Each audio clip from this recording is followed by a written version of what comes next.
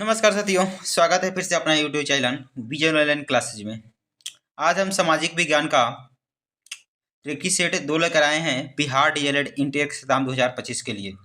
इसके पहले हम एक प्रैक्टिस सेट करा चुके हैं, जो चैनल के प्लेलिस्ट में होगा, वहां से जाकर आप वीडियो देख सकते हैं। काफ़ी मस्ट इंपॉर्टेंट प्रैक्टिस सेट कराए हैं सामाजिक विज्ञान का, यानी सोशल साइंस का। तो चलिए, प्रैक्टिस सेट आज भी काफ़ी दमदार होने वाला है। और ऐसे ही वीडियो देखने के लिए आज आप मेरे चैनल को जरूर सब्सक्राइब कर लीजिए। डेली 5 बजे शाम को एक प्रैक्टिस सेट लेकर आते हैं, और हिंदी का प्रैक्टिस सेट चल रहा है शाम 7:30 बजे से। तो चलिए, दोनों प्रैक्टिस सेट आप जरूर लगाइएगा। एग्जाम से बाहर इसमें क्वेश्चन नहीं आने वाला है, वही पढ़ा रहे हैं जो एग्जाम में आने की ज़्यादा संभावना है। तो चलिए आगे बढ़ते हैं क्वेश्चन की तरफ। पहला नंबर क्वेश्चन देख लेते हैं। पहला नंबर क्वेश्चन है, 19वीं शताब्दी के उत्तरार्ध में नव हिंदूवाद के सर्वश्रेष्ठ प्रतिनिधि थे। तो आपको बताना है 19वीं शताब्दी के उत्तरार्ध में नव हिंदूवाद के सर्वश्रेष्ठ प्रतिनिधि कौन थे।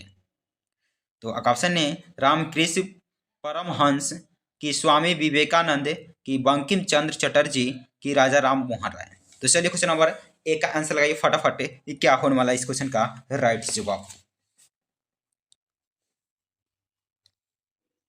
तो चलिए क्वेश्चन नंबर 1 का आंसर होने वाला है ऑप्शन नंबर ओवी इजे करेक्ट हो जाएगा, यानी स्वामी विवेकानंद हो जाएगा। ओवी इजे करेक्ट हो जाएगा इस क्वेश्चन का राइट जवाब। आगे बढ़ते हैं क्वेश्चन नंबर 2 की तरफ। क्वेश्चन नंबर 2 बोला है, होम रूल आंदोलन भारत के स्वतंत्रता संग्राम के एक नए चरण आरंभ का घोतक था, क्योंकि इसने देश के सामने स्वशासन की एक ठोस योजना रखी कि आंदोलन का नेतृत्व गांधी जी के हाथों में आ गया कि हिंदुओं और मुसलमानों ने एक संयुक्त संघर्ष प्रारंभ किया कि इसने अतिवादियों और उदारवादियों के बीच पुनर्मेल स्थापित किया। तो चलिए क्वेश्चन नंबर 2 का आंसर लगाइए, ये क्या होने वाला है इस क्वेश्चन का राइट जवाब।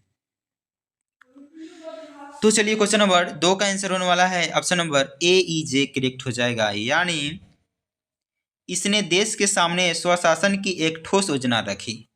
तो होम रूल आंदोलन भारत के स्वतंत्रता संग्राम के एक नए चरण आरंभ का घोतक था, क्योंकि इसने देश के सामने स्वशासन की एक ठोस योजना रखी। ए ई जे करेक्ट हो जाएगा।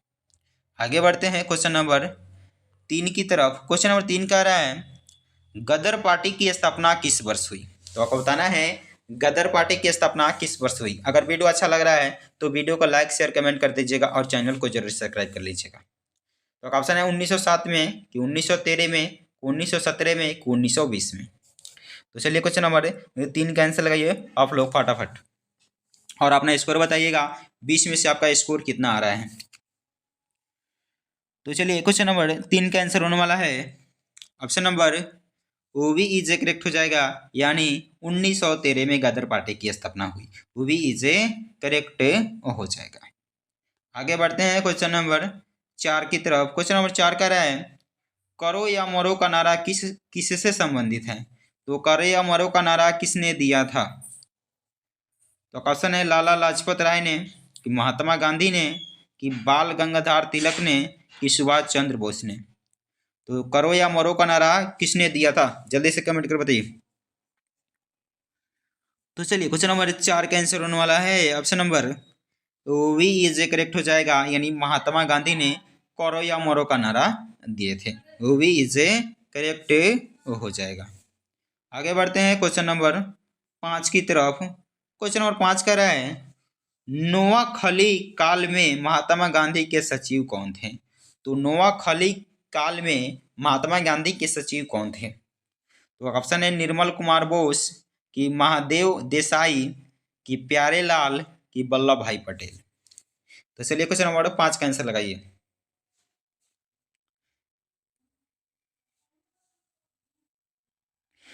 तो चलिए क्वेश्चन नंबर 5 का आंसर होने वाला है option number C is correct हो जाएगा, यानी प्यारे लाल थे। तो नोआखली काल में महात्मा गांधी के सचिव कौन थे। तो प्यारे लाल थे। सी इज करेक्ट हो जाएगा। आगे बढ़ते हैं क्वेश्चन नंबर 6 की तरफ। क्वेश्चन नंबर 6 कह रहा है, जयप्रकाश नारायण को राष्ट्रीय स्तर के नेता की पहचान किस संदर्भ में मिली? तो जयप्रकाश नारायण को राष्ट्रीय स्तर के नेता का पहचान किस संदर्भ में मिली थी? तो क्वेश्चन है भारत छोड़ो आंदोलन में, कि कांग्रेस समाजवादी दल की स्थापना में, कि भूदान आंदोलन में, कि चिपको आंदोलन में। तो चलिए क्वेश्चन नंबर 6 का आंसर लगाइए। तो चलिए क्वेश्चन नंबर 6 का आंसर होने वाला है ऑप्शन नंबर ए इजे करेक्ट हो जाएगा, यानी भारत छोड़ो आंदोलन में जयप्रकाश नारायण को राष्ट्रीय स्तर के नेता की पहचान मिली। ए इजे करेक्ट हो जाएगा। आगे बढ़ते हैं क्वेश्चन नंबर 7 की तरफ। क्वेश्चन नंबर 7 बोल रहा है स्वतंत्र भारत का अंतिम गवर्नर जनरल कौन था? तो आपको बताना है, मस्ट वीवीआई क्वेश्चन है, वीवीआई लगा लीजिए इस पे अभी से। स्वतंत्र भारत का अंतिम गवर्नर जनरल कौन था? तो क्वेश्चन है लॉर्ड माउंटबेटन, कि सी गोपालाचारी, कि डॉक्टर राजेंद्र प्रसाद, कि उपयुक्त में से कोई नहीं। तो चलिए क्वेश्चन नंबर 7 कैंसिल लगाइए। तो चलिए क्वेश्चन नंबर 7 का आंसर होने वाला है option number UV is A correct हो जाएगा, यानी सी राजगोपालचारी हो जाएगा। यूवी इज ए करेक्ट हो जाएगा। आगे बढ़ते हैं क्वेश्चन नंबर 8 की तरफ। क्वेश्चन नंबर 8 कह रहा है सविनय अवज्ञा आंदोलन की असफलता के बाद गांधी जी ने महत्व दिया। तो जब सविनय अवज्ञा आंदोलन की असफलता हो गई, उसके बाद गांधी जी ने किसको महत्व दिया? तो आकर्षण है रचनात्मक कार्यक्रम को, कि हिंसा के सीमित उपयोग को, कि अंग्रेजों से समझौते पर, कि उपयुक्त में से कोई नहीं। तो चलिए क्वेश्चन नंबर 8 का आंसर लगाइए फटाफट। तो चलिए क्वेश्चन नंबर 8 का आंसर होने वाला है ऑप्शन नंबर ए इजे करेक्ट हो जाएगा, यानी रचनात्मक कार्य को महात्मा गांधी ने महत्व दिया। ए इजे करेक्ट हो जाएगा। आगे बढ़ते हैं क्वेश्चन नंबर 9 की तरफ। क्वेश्चन नंबर 9 का रहा है 1923-28 के काल में भारतीय राजनीतिक में क्रांतिकारी कार्यविधियों की पुनरावृत्ति का कारण था। तो जब 1928 के काल में भारतीय राजनीतिक में क्रांतिकारी कार्यविधियों की पुनरावृत्ति का कारण क्या था? आपको बताना है किस कारण था, कौन सा कारण था। तो क्वेश्चन है हरदयाल और लाजपत राय जैसे नेताओं का बढ़ा हुआ प्रभाव, कि गांधी जी द्वारा असहयोग आंदोलन का स्थगन यानी बंद कर देना, कि विदेशी घटनाओं का प्रभाव, कि भारतीयों की मांगों के अंग्रेजों द्वारा अस्वीकार किया जाना। तो चलिए क्वेश्चन नंबर 9 का आंसर लगाइए फटाफट। क्या होने वाला इस क्वेश्चन का राइट जवाब? मस्ट भी क्वेश्चन। तो चलिए क्वेश्चन नंबर 9 का आंसर होने वाला है option number B is correct हो जाएगा, यानी गांधी जी द्वारा असहयोग आंदोलन का स्थगन।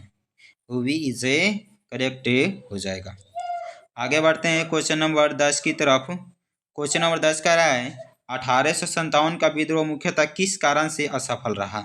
तो आपको बताना है 1857 का विद्रोह जो हुआ था वह किस कारण से असफल रहा। तो ऑप्शन है हिंदू मुस्लिम एकता की कमी, कि किसी सामान्य योजना और केंद्रीय संगठन की कमी, कि इसके प्रभाव का सीमित क्षेत्र, कि जमींदारों की असहभागिता।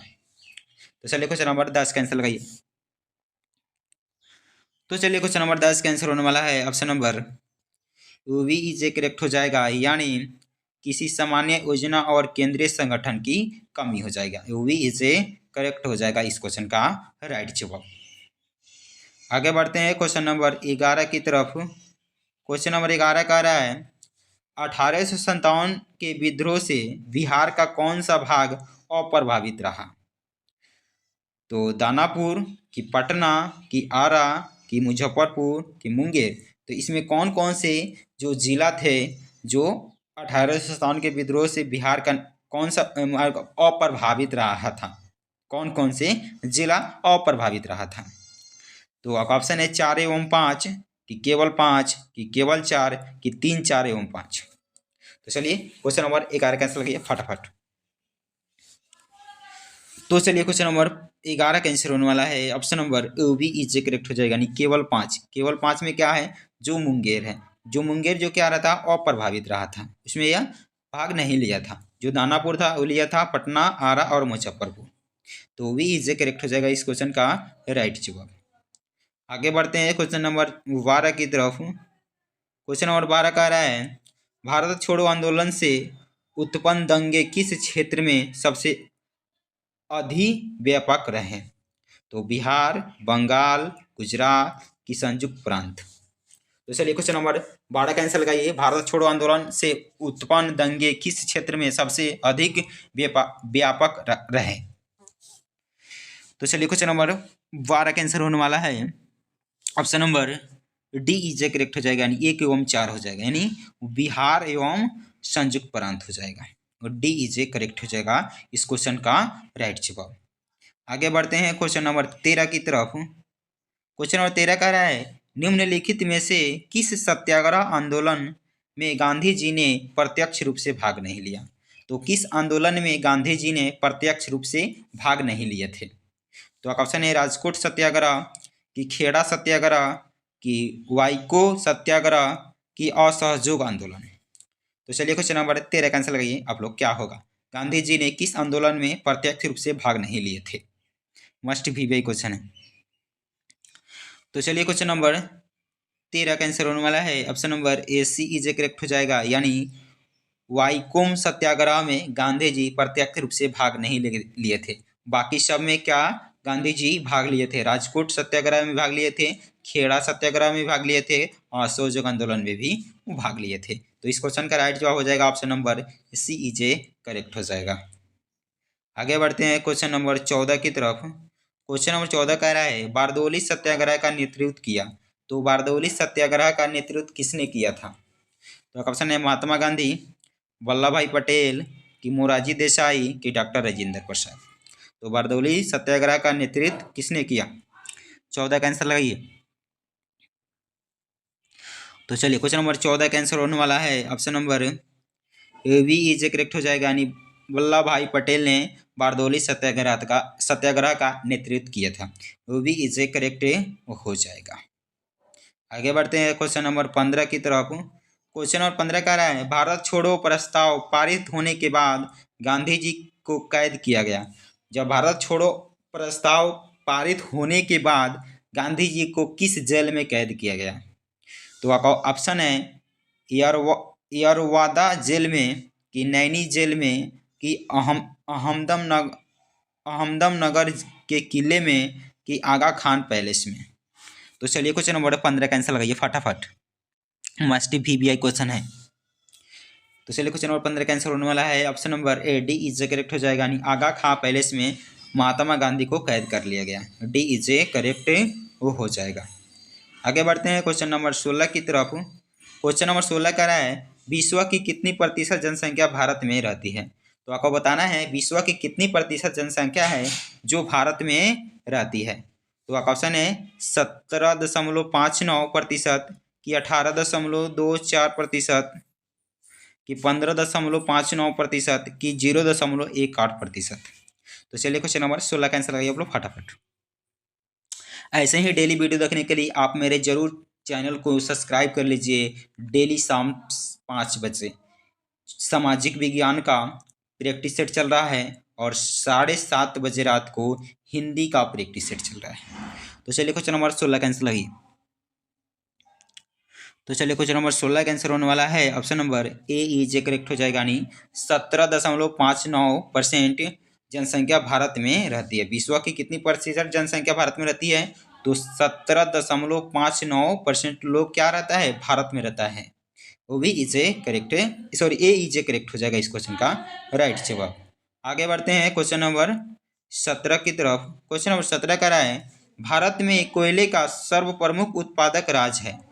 तो आपको बताना है भारत में कोयले का सर्वप्रमुख उत्पादक राज्य कौन सा है? ऑप्शन है पश्चिम बंगाल, झारखंड, उड़ीसा, कि छत्तीसगढ़। तो चलिए क्वेश्चन नंबर 17 का आंसर लगे आप लोग, क्या होने वाला इस क्वेश्चन का राइट जवाब। तो चलिए क्वेश्चन नंबर 17 का आंसर होने वाला है option number B is correct हो जाएगा, यानी झारखंड हो जाएगा। तो भारत में कोयले का सर्वप्रमुख उत्पादक राज्य कौन है? तो झारखंड हो जाएगा, यानी वी इज करेक्ट हो जाएगा। आगे बढ़ते हैं क्वेश्चन नंबर 18 की तरफ। क्वेश्चन नंबर 18 कह रहा है मानचित्र में नीले रंग द्वारा किस भाग को दिखाया जाता है? तो जो मानचित्र होता है उसमें नीले रंग द्वारा किस भाग को दिखाया जाता है? तो क्वेश्चन है पठार, पर्वत, जल कि मैदान। तो किसको दिखाया जाता है, जल्दी से कमेंट कर बताइए। तो चलिए क्वेश्चन नंबर 18 का आंसर होने वाला है option number A, C is correct हो जाएगा, यानी जल को दिखाया जाता है। जो नीले रंग द्वारा किस भाग को दिखाया जाता है? तो जल को दिखाया जाता है, यानी सी ई जे करेक्ट हो जाएगा। आगे बढ़ते हैं क्वेश्चन नंबर 19 की तरफ। क्वेश्चन नंबर 19 कह रहा है प्रथम विश्व युद्ध का तत्कालीन कारण क्या था? तो आपको बताना है प्रथम विश्व युद्ध का तत्कालीन कारण क्या था। तो क्वेश्चन है बिस्मार्क का जर्मनी का चांसलर बनना, कि सम्राट काइजर विलियम का शासक बनना, कि ऑस्ट्रिया के युवराज की सेराजेवो में हत्या, कि जर्मनी द्वारा ब्रिटिश जहाज लुसितानिया को डुबाया जाना। तो चलिए क्वेश्चन नंबर 19 का आंसर लगाइए। प्रथम विश्व युद्ध का तत्कालीन कारण क्या था? तो चलिए क्वेश्चन नंबर 19 का आंसर होने वाला है option number C is correct हो जाएगा, यानी ऑस्ट्रिया के युवराज की सेराजेवो में हत्या, यही कारण था। प्रथम विश्व युद्ध का तत्कालीन कारण यही था, सी ई जे करेक्ट हो जाएगा। आगे बढ़ते हैं क्वेश्चन नंबर 20 की तरफ। क्वेश्चन नंबर 20 कह रहा है अंतर्राष्ट्रीय मुद्रा कोष यानी IMF का मुख्यालय कहाँ पे है? तो आज का ये प्रैक्टिस सेट का लास्ट क्वेश्चन होगा और अपना स्कोर बताइएगा 20 में से आपका स्कोर कितना आया है। तो चलिए क्वेश्चन नंबर 20 का आंसर लगाइए। अंतर्राष्ट्रीय मुद्रा कोष यानी IMF का मुख्यालय कहाँ पर है? तो चलिए क्वेश्चन नंबर 20 का आंसर होने वाला है option number B is correct हो जाएगा, यानी वाशिंगटन DC में है। वो भी इज करेक्ट हो जाएगा। अंतर्राष्ट्रीय मुद्रा कोष का मुख्यालय कहाँ है? तो वाशिंगटन DC। तो चलिए आज के लिए इतना ही था, फिर मिलते हैं नेक्स्ट वीडियो में। अगर वीडियो आपको अच्छा लगा हो तो वीडियो को लाइक शेयर कमेंट कर दीजिएगा और चैनल को जरूर सब्सक्राइब कर लीजिएगा। जय हिंद दोस्तों, फिर मिलते हैं अगले वीडियो।